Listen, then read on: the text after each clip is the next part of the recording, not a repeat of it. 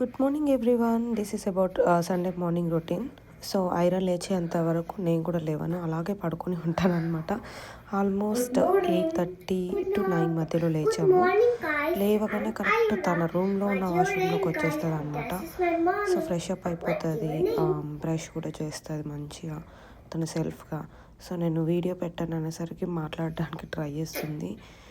So నన్ను చూసి కొన్ని వచ్చేసినాయి ఆటోమేటిక్గా. తను కూడా హలో గైస్ అవయ్యో అది ఇదని. సో ఇంకా తను లేచేసి కిందికి రెడీ వెళ్ళిపోయిన తర్వాత బ్రేక్ఫాస్ట్ చేయడమే నేను ఫస్ట్ చేసే పని. వీకెండ్ అప్పటికే లేట్ అయిపోయి ఉంటుంది కాబట్టి లేవడం. సో దోశ పిండి నైటే వేసేసాను అనమాట. సో అది ఫర్మెంట్ అయ్యి ఉంటుంది. హ్యాపీగా దోశ వేసేస్తే సరిపోతుంది. రాగానే బ్లైండ్స్ ఓపెన్ చేసేస్తుంది, ఎందుకంటే రిమోట్ కాబట్టి ఈ మధ్య తనే ఆడుకోవడానికైనా కానీ అలా చేస్తుంది అనమాట. బయట చూస్తే మాత్రం వెదర్ చాలా చాలా విండు అనమాట. ఇంకా ఈ వీక్లో అయితే స్నో కూడా పాడయ్యే ఛాన్సెస్ ఉంది 2 days.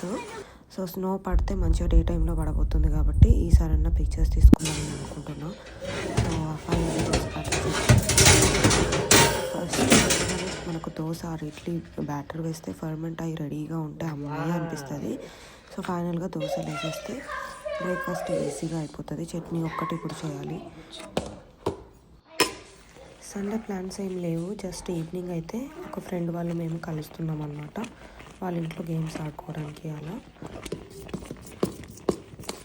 ఇక్కడ రెసిపీ వచ్చేసి రెగ్యులర్గా నేను ఎలా ఫాలో అవుతానంటే 1 cup ఆఫ్ ఉరదాలకి 3 cups of normal rice and వాటితో పాటు కొంచెం అటుకులు కానీ బొరుగులు కానీ అది ఆప్షనల్, ఏదో ఒకటి వేస్తాం.